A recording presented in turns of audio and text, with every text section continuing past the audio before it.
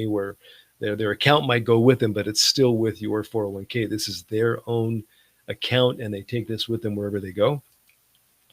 There's no fiduciary risk, which is very important. Unlike a 401k, there's a lot of ERISA rules and things of that nature. You've got to have a fiduciary bond, either covered by the 401k carrier, or you've got to pull one yourself when you get a 401k. There is no fiduciary risk. You're not on the hook for that. That's really, really cool. This is really just a savings plan, and it's not a 401k. But it does qualify for, it's a qualified plan, so it covers your CalSavers requirements. So we do offer that. Not very expensive. It's affordable. Like I said, it's compliant with CalSavers, and it really runs. I think it's less than $100, up to 25 employees, $100 a month. You can contribute or not contribute. And as I mentioned before, it's better maybe to start out not contributing and then add something later. But at least this will get you compliant with CalSavers and not cost you very much money. Now, I don't recommend it if you're not going to get any participation. It just doesn't pay to have a plan like this. You're better off with CalSavers. It doesn't cost you anything, certainly, but this is a great option to kind of step up from CalSavers. Okay, I'm actually moving pretty fast today. So now, so how do we build a plan that works? Just going to give you some ideas here. There's no hard and fast rules here. Really, how do you set up a plan that works? First of all, do a survey with your employees. Take some of these ideas. You can put them into a Google form, or we use Jot form here. But send a survey out to your employees. You don't need SurveyMonkey; it's very expensive. But just send a survey. What's important to them? What would you like? Flexibility? Would you like some financial plans? What's important to you? Or just talk to them. Right? It's really good to not just to put something in place because you feel it's going to work, but make sure that your employees are going to benefit from it. And then decide a budget. Obviously, that's kind of a no-brainer. And again, start small. Start voluntary. Maybe you put in Aflac, but you don't pay for it. And then later on, you maybe say, hey, we're gonna go ahead and contribute $50 a month. I know a lot of small businesses can't afford much, so you start out small and then move up as you go. As I said, add employer contributions when you're ready. And then what is your competition doing? So it's really, really good to know, where are you competing for your employees with, who you're competing with, not only for employees, but also in your business. So if you're a small construction company and that there's a local construction company that has amazing benefits and perks, you got to find a way to compete with those folks. So having something in place and understanding what those companies offer, you can probably find, if they're advertising for jobs online, you can probably find what they're advertising and what they're offering and try to come up with something that is comparable. Or you could talk to your employees who have maybe worked there before or applied there, and they would know as well. So benchmark, you don't have to go way above what they are, but at least remember to try to stay close to what they're doing. And again, I already said this, way easier to give more in the future as opposed to taking something away. So don't give too much if you can't afford it. That'd be my recommendation. And so final thoughts, why do this, right? Even if you don't have a big budget, if you've only got $100 a month per employee, which is a nice little budget to have, what can you do there? Why even do this?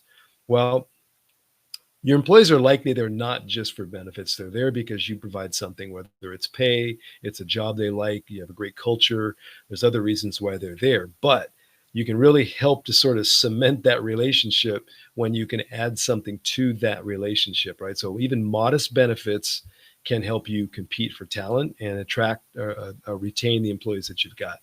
And it also boosts morale. If I know that my company cares about me and they do this really cool financial, wellness seminar every quarter, or provide some benefits that I otherwise wouldn't have access to, I'm going to feel pretty good about that. And then it improves your culture, of course, like especially flexibility, recognition. Those should be cemented within your business culture, and your employees should be able to define what that is. And it's a nice positive environment for them to enjoy. And it also enhances your reputation, right? If you've got good benefits, people know about it and they want to work for you. So it definitely builds loyalty. And what I like about the benefits that we do here is that I can tell our clients about it, right? If I'm not doing a good job as a payroll and HR company, and I'm out there saying, hey, yeah, we're into HR and culture and benefits and all this stuff, but I'm doing a horrible job of mirroring that or practicing that in my business, then I wouldn't be a very good spokesman. So I really talk a lot about what we do here because I know it works. I've got unbelievable retention here, and 7-8 years. I think we've lost one employee in 7 or 8 years. So I only talk about what works. So again, that can enhance your reputation, and it will reduce your turnover. Right? Happy employees don't leave; they stick around, even if there's another dollar or two an hour. If they've got something better at your place between culture and benefits and happy place to work, then they're not going to leave. That's going to save you money, right? If I don't have to hire somebody every 3 months and retrain them and do all the crazy things that you have to do with turnover, then I'm gonna save money, and that makes it worthwhile to spend that money on some benefits that your employees will enjoy. Okay, so that's pretty much it. I hope you got something out of that. Um, we'll definitely have some information. I'm going to put something up here real quick. Let me see. I'm going to put this up on top.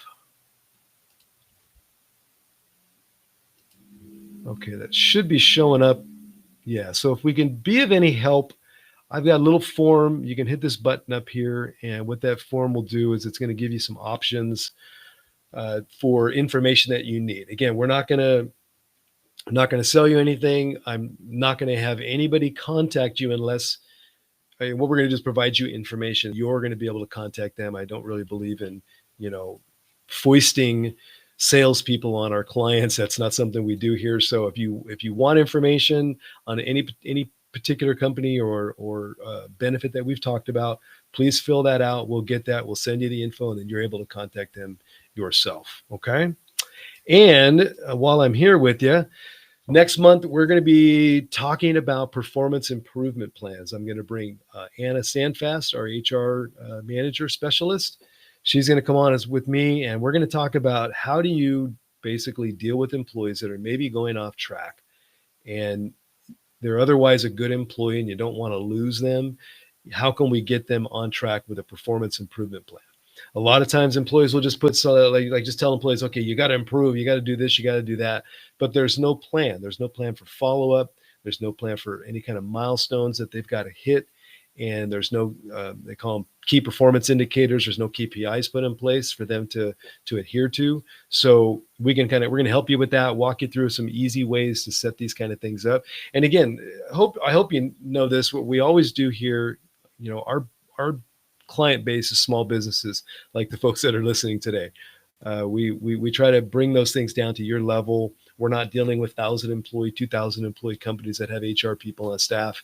We are bringing things down to the level that we all understand, and this will also help you structure something that works easily for you, and we can also help you train your managers how to do that. So that's next month. Okay, that's about it. Just again, if there's anybody here that is not a client of ours and wants more information on what we do for payroll, HR, and of course, as you guys know, we've got outsourced recruiting now. Please reach out to me. My information's there, and I would look forward to talking to you. So thank you again for participating today. I'm not sure if there's any, I didn't even ask if there's any questions. There's a whole bunch of questions. So before I go, let me see if I can get to those. I've got one question here. Are ICOM employer contributions? I'm not sure what ICOM means. So if you can clarify that for me. Not seeing the form. It should be there. Yes, you will get the slides, and I did actually record this one. Last month, I did not record it. So I'll actually say, okay, I got you. Thank you. So ICOM employer contributions, yes, they are. Those are pre-tax contributions towards your employees, and that is a full write-off. If you're not seeing the form, I'll go ahead and send that to you guys directly when I send out the slides. And I think that's about the form is the orange button. Yes, thank you. All right, somebody corrected that. It's a little orange button. You should be able to click that and get the form. So that's it, guys. Thank you very much for being here today. Have a fantastic rest of your day and your week, and enjoy the cool weather today. We'll see you guys next month. Bye-bye.